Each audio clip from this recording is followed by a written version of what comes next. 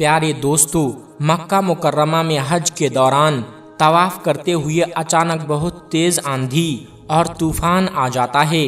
غلاف کعبہ ہلنے لگتا ہے اور پھر ایک ایسا منظر سامنے آتا ہے جسے دیکھ کر لوگ حیران ہو جاتے ہیں۔ یہ ویڈیو دیکھ کر آپ دنگ رہ جائیں گے، حیران ہو جائیں گے اور آپ کے دل میں عجیب سی کیفیت پیدا ہو جائے گی۔ آپ واقعی خوش قسمت ہیں کہ اللہ پاک نے آپ کو یہ معجزہ دیکھنے کی توفیق دی، اور وہ لوگ بھی بہت خوش نصیب ہیں جنہیں حج کی سعادت ملی۔ ان کی خوش قسمتی کا اندازہ آپ کو اس ویڈیو سے ضرور ہو جائے گا۔ دوستو، ویڈیو شروع کرنے سے پہلے جو بھائی اور بہن پہلی بار ہماری ویڈیو کو دیکھ رہے ہیں، ان سے گزارش ہے کہ ہمارے چینل کو سبسکرائب ضرور کر لیں اور بیل آئیکن کو ضرور دبا دیں تاکہ ہماری آنے والی ہر نئی ویڈیو آپ تک فوراً پہنچ سکے۔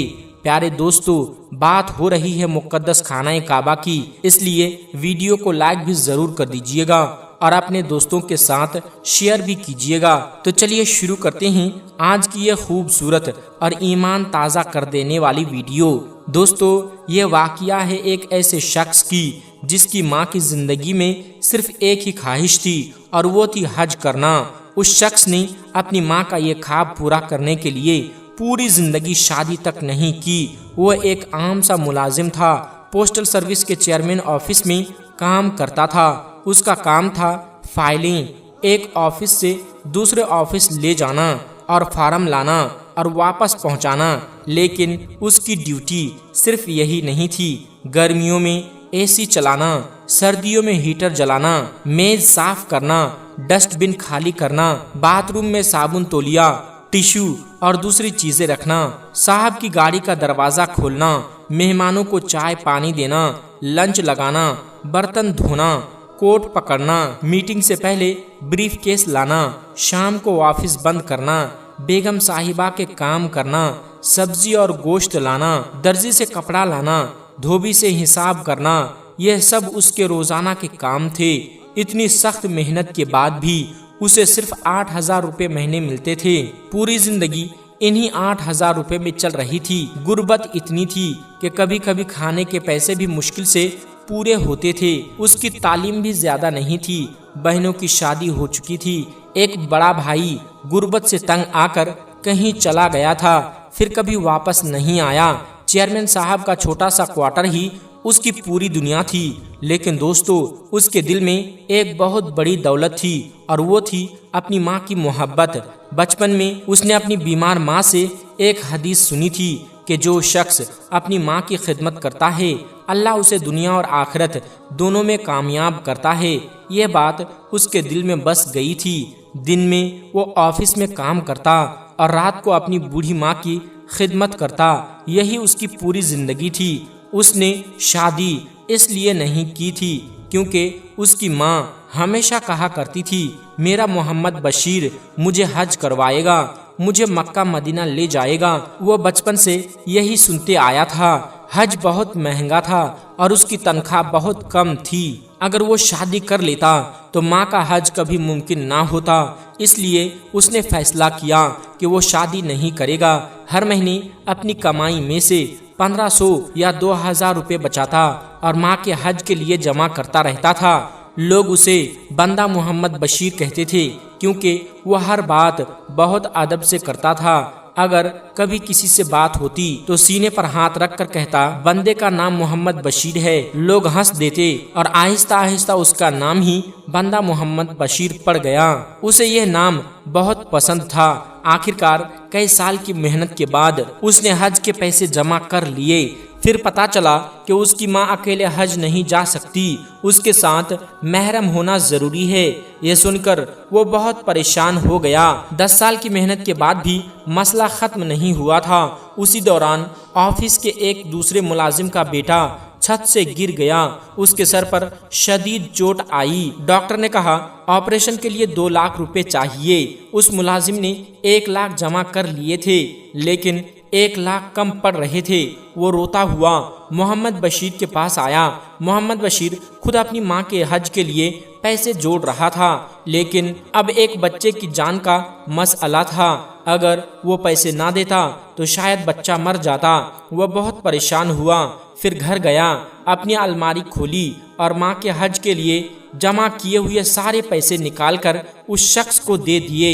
اس کے بعد مسجد گیا، 2 رکعت نماز پڑھی اور اللہ سے دعا کی، یا اللہ میں نے پوری کوشش کی، شاید تو نے میری ماں کا حج ابھی نہیں لکھا، اب تو ہی میری ماں کو صبر دے۔ وہ بہت رویا اور گھر کو آ کر سو گیا۔ اگلے دن چیئرمین صاحب نے اعلان کیا کہ وہ اپنے 2 ملازموں کو سرکاری خرچے پر حج پر بھیجیں گے۔ جب قرعہ نکالا گیا تو ایک نام بندہ محمد بشیر کا نکلا اور دوسرا اسی ملازم کا جس کے بیٹے کا آپریشن ہوا تھا۔ وہ ملازم فوراً چیئرمین صاحب کے پاس گیا اور ساری بات بتا دی کہ محمد بشیر نے اپنی ماں کے حج کے پیسے کو اس کے بیٹے کے جان بچانے کے لیے دے دیے۔ یہ سن کر چیئرمین صاحب کی آنکھیں بھر آئیں اور اس ملازم نے کہا، سر میری جگہ محمد بشیر کی ماں کو حج پر بھیج دیں، میں جوان ہوں، بعد میں بھی جا سکتا ہوں۔ چیئرمین صاحب مان گئے۔ اس طرح بندہ محمد بشیر اپنی ماں کو لے کر حج پر چلا گیا۔ دوستو، حج کے دوران وہ ہر وقت اپنی ماں کی خدمت کرتا رہتا تھا۔ ایک دن وہ اپنی ماں کے ساتھ خانہ کعبہ کا طواف کرتا رہتا تھا کہ اچانک بہت تیز آندھی آئی، غلاف کعبہ زور زور سے ہلنے لگا۔ پھر محمد بشیر نے دیکھا کہ ایک نور ظاہر ہوا اور اس نور میں ایک بہت خوبصورت اور نورانی شخصیت اس کی طرف آ رہی ہے۔ وہ فوراً روتا ہوا ان کے قدموں میں گر گیا اور یا رسول اللہ کہنے لگا۔ آپ صلی اللہ علیہ وسلم نے اسے اٹھایا اور فرمایا، بشیر تیری ماں کے لیے محبت، تیری نیت اور تیری خدمت اللہ کے یہاں قبول ہو گئی ہے، آج تو کامیاب ہو گیا۔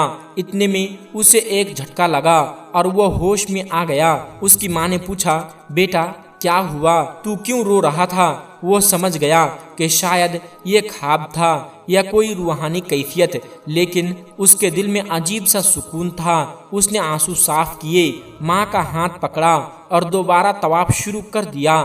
حج کے دوران ایک خاندان اس کی ماں کی خدمت دیکھ کر بہت متاثر ہوا۔ انہوں نے وہیں اپنی بیٹی کا رشتہ محمد بشیر کو دے دیا۔ واپس آنے کے بعد اس کی شادی ہو گئی۔ اس کے سسر نے ایک چھوٹا سا گھر اور کچھ پیسے دے کر مدد کی۔ اس کی بیوی بہت سمجھدار تھی۔ اس نے گھر میں 10 سلائی مشین لگائیں اور محلے کی لڑکیوں کے ساتھ مل کر چھوٹا سا کام شروع کر دیا۔ آہستہ آہستہ ان کا کام چل پڑا۔ آج بندہ محمد بشیر 10 سلائی مشینوں کا مالک ہے۔ ہر سال خوشی خوشی حج پر جاتا ہے اور اللہ کا شکر ادا کرتا ہے۔ وہ ہمیشہ کہتا ہے کہ اس کی کامیابی اس وقت شروع ہوئی جب اس نے اپنی ماں کے حج کے پیسے ایک زخمی بچے کی جان بچانے کے لیے دے دیے تھے۔ دوستو، کچھ ہی دنوں کے بعد عید الاضحیٰ یعنی بقرعید کا تہوار آنے والا ہے۔ اس لیے سب سے پہلے تو آپ سبھی اسلامی بھائی بہنوں کو ایڈوانس میں بقرعید 2026 کی بہت بہت مبارکباد۔ اگر آپ کا دل کرے تو آپ بھی کمنٹ باکس میں مبارکباد لکھ سکتے ہیں۔ آج کی اس ویڈیو میں ہم بات کرنے والے ہیں 5 ایسے لوگوں کے بارے میں جن کے بارے میں اللہ کے پیارے نبی حضرت محمد صلی اللہ علیہ وسلم نے فرمایا ہے کہ ان 5 لوگوں پر قربانی واجب نہیں ہے، یعنی ان 5 لوگوں کو قربانی معاف ہے۔ اگر یہ لوگ بقرعید کے موقع پر قربانی نہیں کرتے تو ان پر کوئی گناہ نہیں ہوگا۔ ساتھ ہی ہم آپ کو ایسے لوگوں کے بارے میں بھی بتائیں گے جن پر قربانی واجب ہوتی ہے، یعنی جن کے لیے بقرعید کے موقع پر قربانی کرنا ضروری ہوتا ہے۔ اگر ایسے لوگ قربانی نہیں کرتے ہیں تو وہ گنہگار ہوتے ہیں۔ اس لیے آج کی یہ ویڈیو آپ سبھی اسلامی بھائیوں اور بہنوں کے لیے بہت خاص ہے۔ آپ اس ویڈیو کو آخر تک ضرور دیکھیں اور مہربانی کر کے شیئر بھی کر دیں تاکہ بقرعید سے پہلے یہ بات زیادہ سے زیادہ مسلمانوں تک پہنچ جائے۔ تو چلیے دوستو شروع کرتے ہیں۔ دوستو، بقرعید کا تہوار ذی الحجہ کی 10، 11 اور 12 تاریخ کو منایا جاتا ہے۔ عید الفطر کے بعد یہ اسلام کا دوسرا سب سے بڑا تہوار ہے۔ اس کو سنت ابراہیمی بھی کہا جاتا ہے۔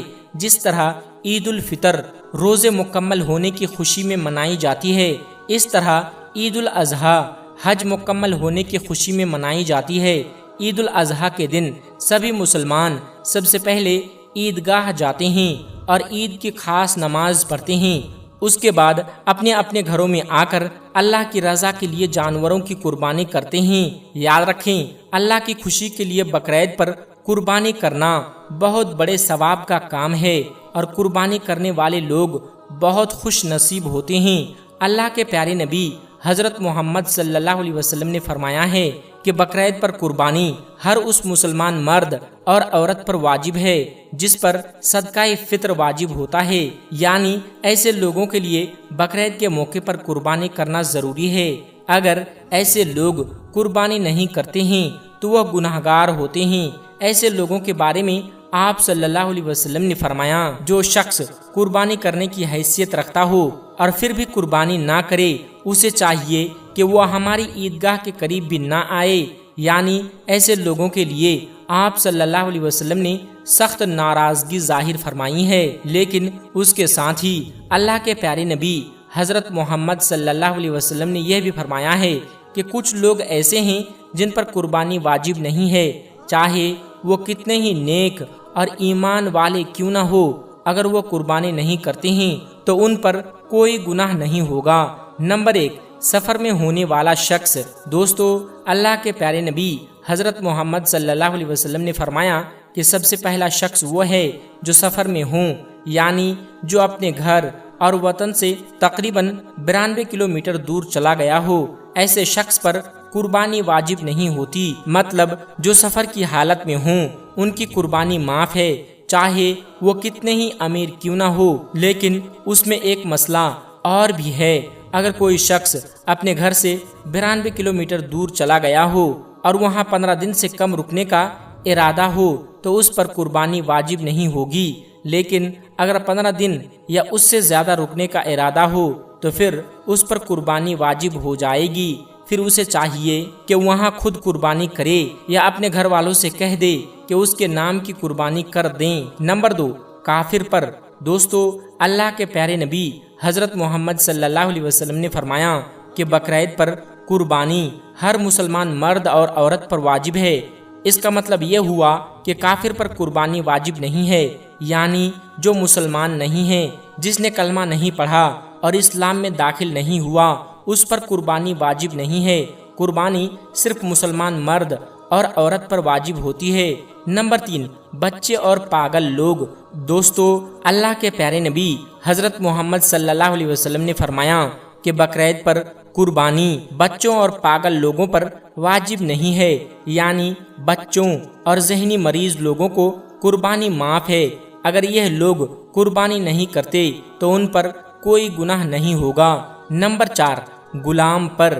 دوستو، اللہ کے پیارے نبی حضرت محمد صلی اللہ علیہ وسلم نے فرمایا کہ غلام پر بھی قربانی واجب نہیں ہے، یعنی جو لوگ کسی کی غلامی میں ہوں ان پر قربانی واجب نہیں ہوتی۔ اگر وہ قربانی نہیں کرتے تو ان پر کوئی گناہ نہیں ہوگا، لیکن اگر وہ اپنی خوشی سے قربانی کر دے تو اللہ تعالیٰ انہیں اس کا ثواب ضرور دے گا۔ نمبر 5، صاحب نصاب نہ ہو۔ دوستو، اللہ کے پیارے نبی حضرت محمد صلی اللہ علیہ وسلم نے فرمایا کہ جن لوگوں کے پاس اتنا مال نہ ہو کہ وہ صاحب نصاب بن جائے ان پر بھی قربانی واجب نہیں ہے، یعنی جس کے پاس 7.5 تولہ سونا یا 52.5 تولہ چاندی یا اس کے برابر مال اور پیسہ نہ ہو، اس پر قربانی واجب نہیں ہوتی۔ مطلب رہنے کا مکان، کھانے پینے کا سامان، استعمال کے کپڑے اور روز مرہ کی ضروری چیزوں کے علاوہ اگر کسی کے پاس اتنا مال نہیں جس سے وہ صاحب نصاب بن سکے تو اس پر قربانی واجب نہیں ہے۔ یاد رکھیں، قربانی اسی پر واجب ہوتی ہے جو صاحب نصاب ہو۔ ایسے لوگوں کے لیے ہر سال بقرعید پر قربانی کرنا ضروری ہوتا ہے۔ اگر وہ قربانی نہیں کرتے تو وہ گناہگار ہوتے ہیں۔ یاد رکھیں، قربانی اسی پر واجب ہوتی ہے جو صاحب نصاب ہو۔ ایسے لوگوں کے لیے ہر سال بقرعید پر قربانی کرنا ضروری ہوتا ہے۔ اگر وہ قربانی نہیں کرتے تو گناہگار ہوتے ہیں، لیکن اگر کوئی شخص سال بھر غریب رہا اور بقرعید کے دنوں میں اس کے پاس اتنا مال آ گیا کہ وہ صاحب نصاب بن گیا تو اس پر بھی कुर्बानी वाजिब हो जाएगी। और अगर कोई ऐसा शख्स जिस पर कुर्बानी वाजिब नहीं थी वो अपने शौक से कुर्बानी का जानवर खरीद ले तो फिर उस पर कुर्बानी करना जरूरी हो जाता है। अगर किसी के पास बहुत बड़ा और कीमती मकान है लेकिन उसके खुद रहने के लिए हैं, उसके अलावा उसके पास इतना माल नहीं कि वो साहिब निसाब बन सके, तो उस पर कुर्बानी वाजिब नहीं होगी, क्योंकि रहने का मकान जरूरत की चीजों में शामिल है। लेकिन अगर किसी के पास 2 मकान हों, एक में वो खुद रहता हो और दूसरा किराए पर दिया हो और उस किराए की आमदनी से वो साहिब निसाब बन जाता हो, तो उस पर कुर्बानी वाजिब होगी। इस तरह अगर किसी औरत के पास 7.5 तोला सोना या 52.5 तोला चांदी हो और वो साहिब निसाब हो, लेकिन उसके शौहर के पास इतना माल ना हो, तो उस औरत पर कुर्बानी वाजिब होगी, उसके शौहर पर नहीं। इस तरह अगर किसी ने कुर्बानी की मन्नत मानी हो तो उस पर कुर्बानी वाजिब हो जाता है। और अगर किसी शख्स ने मरने से पहले अपने घर वालों को कुर्बानी की वसीयत की हो और इतना माल छोड़ा हो जिससे उसके घर वाले साहिब निसाब बनते हों, तो उसके नाम से कुर्बानी करना भी वाजिब हो जाता है। तो प्यारे दोस्तों, अब आप अच्छी तरह समझ गए होंगे कि बकरीद के मौके पर किन लोगों पर कुर्बानी वाजिब होती है और किन लोगों को कुर्बानी माफ है। दोस्तों, इस बार 28 मई 2026 को यानी कि कुछ दिनों के बाद ही बकरीद का त्योहार आने वाला है। इसलिए सबसे पहले तो आप सभी इस्लामी भाई बहनों को एडवांस में ईद उल अजहा की बहुत बहुत मुबारकबाद। अगर आपका दिल करे तो आप भी हमें कमेंट बॉक्स में मुबारकबाद लिख सकते हैं। आज की इस वीडियो में हम आपको 10 ऐसी गलतियों के बारे में बताने वाले हैं जिनको अक्सर मुसलमान बकरीद के मौके पर कर देते हैं, जिससे न सिर्फ उनकी कुर्बानी में फर्क पड़ता है बल्कि कई बार इन गलतियों की वजह से लोग बड़ी बड़ी मुसीबत में फंस जाते हैं। इसलिए आज की यह वीडियो आप सभी के लिए बहुत ही ज्यादा खास है। आप इस वीडियो को आखिर तक जरूर देखें और इन 10 गलतियों के बारे में अच्छी तरह से जान लें और बकरीद के मौके पर इन गलतियों को भूल कर ना करें, वरना आप भी बड़ी मुसीबत में फंस सकते हैं। और आप इस वीडियो को लाइक करें या ना करें, मगर मेहरबानी करके इसे दूसरे मुसलमानों तक जरूर पहुंचाए, ताकि बकरीद से पहले पहले ये वीडियो तमाम मुसलमानों तक पहुंच जाए। तो दोस्तों, चलिए शुरू करते हैं आज की वीडियो। तो नंबर 1, किसी भी तरह की कोई भी दिखावा ना करें। दोस्तों, सबसे पहली गलती है बकरीद के दिन दिखावा करना। बहुत से लोग ऐसे हैं जो बकरीद के दिन अपनी कुर्बानी के जानवरों का दिखावा करते हैं, उसे बाजार में लेकर घूमते हैं और लोगों से कहते फिरते हैं कि हमने ये जानवर इतने में खरीदा है। याद रखें, यह एक बहुत बड़ी गलती है। बकरीद के दिन आप किसी भी तरह का कोई दिखावा ना करें। कुर्बानी सिर्फ और सिर्फ अल्लाह तबारक व तआला की रजा के लिए करें, किसी दिखावे के लिए ना करें। नंबर 2, किसी को ठेस न पहुंचाएं। दोस्तों, बकरीद के दिन आप कोई भी ऐसा वैसा काम ना करें जिससे दूसरे लोगों को बुरा लगे या किसी तरह की दिल आजारी हो। याद रखें, इस्लाम सबके मजहब की इज्जत करना सिखाता है, इसलिए आप कोई भी ऐसा काम ना करें जिससे किसी को बुरा लगे या किसी की भावना को ठेस पहुंचे। मगर कुछ लोग क्या करते हैं कि वो बकरीद के दिन किसी ऐसे जानवर की कुर्बानी कर देते हैं जिस पर हुकूमत की तरफ से रोक लगाई गई है। ऐसा करके वो अपने साथ साथ अपने घर वालों और पूरे समाज को भी मुसीबत में डाल देते हैं। खास करके यहाँ गाय की बात हो रही है। आप किसी ऐसी जगह पर गाय की कुर्बानी ना करें जहाँ हुकूमत की तरफ से रोक हो, क्योंकि आप सभी लोग जानते हैं कि गाय के साथ हमारे हिंदू भाइयों की आस्था जुड़ी हुई है और वो उसे माता मानते हैं। इसलिए आप भूल कर भी गाय की कुर्बानी ना करें और दूसरों के जज्बात का ख्याल रखें, क्योंकि हमारे आसपास दूसरे मजहब के लोग भी रहते हैं। इसलिए हमें चाहिए कि हम उनके जज्बात का भी ख्याल रखें, क्योंकि हमारा इस्लाम कभी भी किसी दूसरे मजहब की बेइज्जती करना नहीं सिखाता। नंबर 3, कुर्बानी गोश्त खाने की नीयत से ना करें। دوستو یاد رکھیں، بقرعید کے دن آپ قربانی صرف اور صرف گوشت کھانے کی نیت سے نہ کریں، بلکہ صرف اللہ کی رضا اور ثواب کی نیت سے کریں، کیونکہ اللہ کے پاس نہ گوشت پہنچتا ہے اور نہ خون، بلکہ اللہ کے پاس صرف ہماری نیت پہنچتی ہے۔ اللہ یہی دیکھتا ہے کہ ہم قربانی کس نیت سے کر رہے ہیں، مگر کچھ لوگ صرف گوشت کھانے کی نیت سے قربانی کرتے ہیں اور پھر گوشت کو فریج میں بھر کر مہینوں تک کھاتے رہتے ہیں۔ یاد رکھیں، یہ بھی ایک بہت بڑی غلطی ہے۔ آپ قربانی صرف اللہ کی رضا کے لیے کریں۔ نمبر 4، جس کو اکثر مسلمان بقرعید کے دن کر دیتے ہیں، وہ ہے قربانی کے جانور کی تصویر یا ویڈیو سوشل میڈیا پر ڈالنا، جیسے فیس بک، واٹس ایپ یا یوٹیوب پر اپلوڈ کر دیتے ہیں۔ کچھ لوگ قربانی کرتے وقت بھی ویڈیو اپلوڈ کرتے ہیں۔ یاد رکھیں، یہ بھی ایک بہت بڑی غلطی ہے۔ قربانی کے دن کی ویڈیو یا تصویر بھول کر بھی سوشل میڈیا پر اپلوڈ نہ کریں۔ قربانی اللہ کو خوش کرنے کے لیے کریں، لوگوں کو دکھانے کے لیے نہیں۔ نمبر 5، قربانی کے جانور کو کم سے کم تکلیف دیں۔ دوستو بقرعید کے دن قربانی کرتے وقت اس بات کا خیال رکھیں کہ جانور کو کم سے کم تکلیف ہو۔ اللہ کے پیارے نبی حضرت محمد صلی اللہ علیہ وسلم نے فرمایا کہ جانور کو ذبح کرنے سے پہلے چھری اچھی طرح سے تیز کر لی جائے، جانور کو کم سے کم تکلیف ہو، اور قربانی کے جانور کے سامنے چھری تیز نہ کی جائے۔ اس کے علاوہ ایک جانور کو دوسرے جانور کے سامنے ذبح نہ کریں اور اچھی طرح ذبح کریں تاکہ جانور کی روح آسانی کے ساتھ نکل جائے۔ نمبر 6، کھلے میں قربانی نہ کریں اور نہ ہی قربانی کے جانور کا خون ندی، نالوں یا سڑک پر بہائیں۔ جہاں قربانی کریں وہی ایک گڑھا کھود کر خون اور باقی چیزوں کو دفن کر دیا کریں، مگر کچھ لوگ کھلے میں قربانی کرتے ہیں یا خون باہر بہا دیتے ہیں۔ یاد رکھیں، یہ بھی ایک بہت بڑی غلطی ہے۔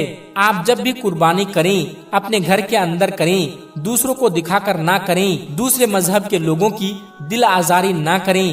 نمبر 7، غریبوں کا بھی خیال رکھیں۔ دوستو اپنے آس پاس رہنے والے غریب لوگوں کا ضرور خیال رکھیں۔ قربانی کا گوشت اکیلے نہ کھائیں، بلکہ اس کے 3 حصے کریں۔ ایک حصے اپنے رشتہ داروں اور جان پہچان والوں میں بانٹ دیں، دوسرا حصہ غریبوں اور مسکینوں میں تقسیم کریں، اور تیسرا حصہ اپنے لیے رکھ سکتے ہیں۔ مگر کچھ لوگ غریبوں کو کچھ نہیں دیتے اور سارا گوشت اپنے گھر میں رکھ لیتے ہیں۔ یاد رکھیں، یہ بھی ایک بہت بڑی غلطی ہے۔ بقرعید کے دن غریبوں کا بھی خیال رکھیں۔ نمبر 8، ہتھیاروں کا دکھاوا نہ کریں۔ دوستو قربانی میں استعمال ہونے والے چاقو، چھری یا کسی بھی ہتھیار کا دکھاوا نہ کریں۔ جب بھی کہیں جائیں تو ان کو چھپا کر لے جائیں۔ قربانی میں استعمال ہونے والی چیزوں کا دکھاوا بھول کر بھی نہ کریں۔ قربانی صرف اور صرف اللہ کی رضا کے لیے کریں۔ نمبر 9، بیمار یا حاملہ جانور کی قربانی نہ کریں۔ دوستو بقرعید کے دن کسی ایسے جانور کی قربانی نہ کریں جو لنگڑا، بیمار یا حاملہ ہو۔ قربانی کا جانور صحت مند، موٹا تازہ اور صحیح سالم ہونا چاہیے۔ اونٹ کی عمر کم سے کم 5 سال، بھینس کی عمر کم سے کم 2 سال اور بکری کی عمر کم سے کم 1 سال ہونی چاہیے۔ ایسے جانور کی قربانی کرے جو شریعت کے مطابق ہوں۔ نمبر 10، قربانی کے جانور کی خرید و فروخت نہ کریں۔ دوستو یاد رکھیں، قربانی کے لیے لیا ہوا جانور لالچ میں آ کر نہ بیچے۔ کچھ لوگ زیادہ پیسوں کے لالچ میں اپنا جانور بیچ دیتے ہیں اور پھر سستا جانور خرید لیتے ہیں۔ یہ درست نہیں۔ حدیث میں آتا ہے کہ اللہ تبارک و تعالیٰ کی راہ میں وہی چیز قربان کرو جو تمہیں سب سے زیادہ پسند ہو۔ اس لیے اپنے جانور کو لالچ میں نہ بیچے۔ دوستو یہ تھی وہ 10 غلطیاں جن کو ہر مسلمان کو یاد رکھنا چاہیے اور بقرعید کے دن بھول کر بھی نہیں دہرانا چاہیے، ورنہ آپ بہت بڑی مصیبت میں پھنس سکتے ہیں۔